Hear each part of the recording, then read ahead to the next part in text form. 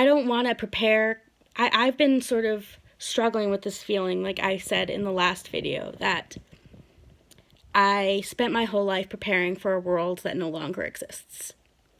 And I feel like a lot of people my age, I'm a millennial, feel like a lot of millennials can relate to that we were told by our parents growing up, by society, that we would grow up and we would go to 4-year college, and then we would graduate and there would be a job waiting for us, a good job with health insurance and all the benefits, and then we would get married, and then we would get a house in the suburbs, and we would have our 1.5 children and the picket fence and the dog. And then, I graduated college. Well, I actually took time off from college, but my generation graduated college in 2008 when the economy crashed, and my generation didn't get any of that. We're still sort of,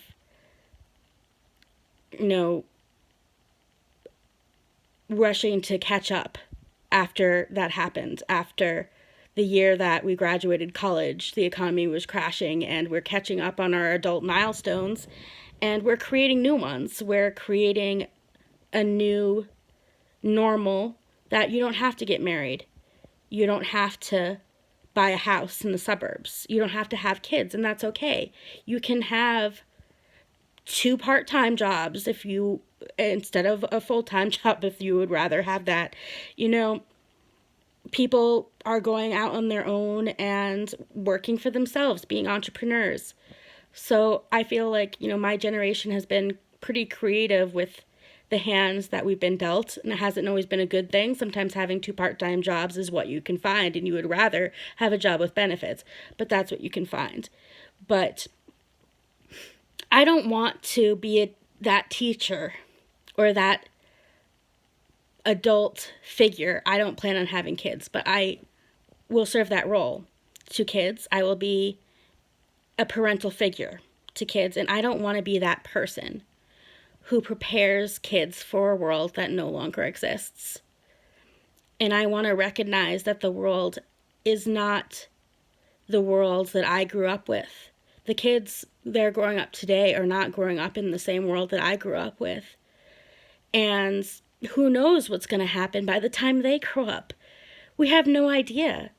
So I think this has really sort of drilled home to me that being a teacher isn't about preparing children for this vision that you have in your head of their future. There's no way to predict that. There could be another pandemic. We don't know. There could be a war. Climate change could destroy the planet. I don't know. Nobody knows. And society has drastically changed. We're now having lots of industries that used to be major industries may disappear from this because of what they're considering essential or non-essential. Who knows what's going to bounce back from it, but also who knows what new industries are going to be created. There's a lot of new needs that are coming out of this pandemic that, maybe were not needed 2 or 3 years ago and are needed now.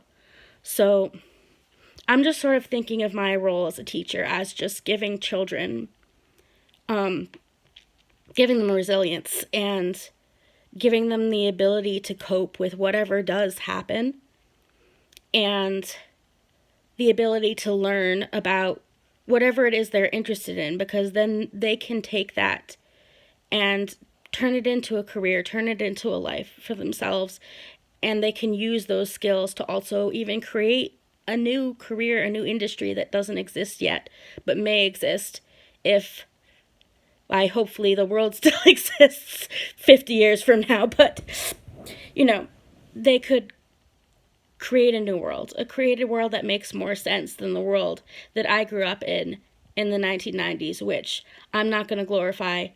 The 1990s had some fucked up shit going on. So I don't want to be that person telling a child that the absolute best thing that they can do in life is aspire to be me or aspire to be like any millennial or Generation X or whatever and just recreate the patterns that we have created throughout history, because that's not moving forward in society.